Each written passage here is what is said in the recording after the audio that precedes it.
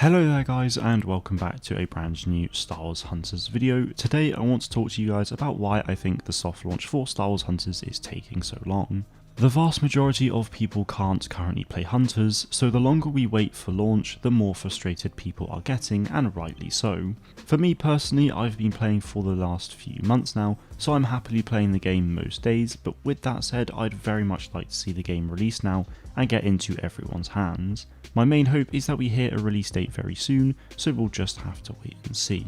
Star Wars Hunters was first revealed in February 2021, and it was due to have its soft launch in late Q2 to early Q3 of that same year for a Q4 2021 release, so probably around November last year, which is actually when the soft launch actually began. With the game starting soft launch then in Q4 2021 due to delays, you'd naturally assume that the game would have launched fully in Q2 2022, which we are currently in now until the end of the month. But being realistic, there's no way the game will launch this month, so why is it taking so much longer, and when will it actually release? Well, personally I think it will release at some point in Q3, so anytime in July, August or September, but I really wouldn't put it past Zynga to release it in Q4.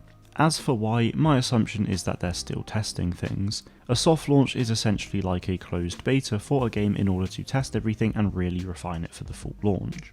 One of the biggest things that developers will look for in soft launch periods is player retention, much like how I as a YouTuber look into viewer retention for videos. What I imagine Zynga and Boss Alien are therefore doing are looking into general player retention over a period of time and across a number of updates. If you look at the way the game has gone, we've had two major updates thus far, one in February and one in May. So it's likely that they would have looked at player retention for the first 3 months between the soft launch start and the update in February, then they added new maps, a new mode and more, so they then looked at player retention for another 3 months between the February update and the May update, which then they added even more cosmetics and the battle pass system, so now they'll be looking at how player retention looks for another month or so, no doubt. Obviously, retention isn't the only thing they'll be looking at, as they'll want to refine gameplay and make all these changes that will benefit the game, a bit like how in May they added manual jumping. Now a lot of you may be thinking, well, why can't they just release the game and do all these things after? Well, as we've seen in the past with Battlefront 2 and more recently Battlefield 2042, launch is super important for a game and you can only do it once. If Hunters essentially launched with a bunch of missing content, then I guarantee you there would have been countless complaints about the game being short of content and potentially just not very good. Similarly with Cyberpunk, that game launched in an absolute mess, so there was a lot of uproar about it, and despite it being one of the most hyped games of all time, you never hear about it anymore.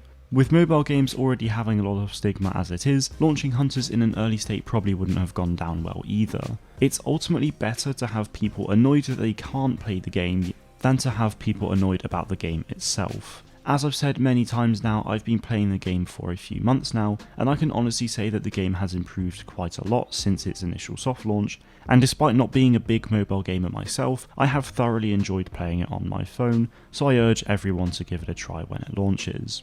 Going back to the whole launch side of things, I wouldn't be too surprised if we saw another major content update come to the game before the launch of the game later this year, but as I always say, we will just have to wait and see. Last week I said that there was a rumour of Nintendo Direct happening today, but it's now actually rumoured for the 29th, so in 2 weeks time. The final Hunter tweet and the Battle Pass takes place on the 27th as well, so I really wouldn't be surprised if we saw Hunters there, but I will do my best to measure my expectations, as I recommend all of you do as well. I hope today's video has helped you understand a little more about why this soft launch is potentially taking so long, and I pray that we hear something very soon, so make sure you're subscribed to the channel to stay up to date with all things Star Wars Hunters. But that is it from me today guys, thank you all very much for watching, and may the force be with you always.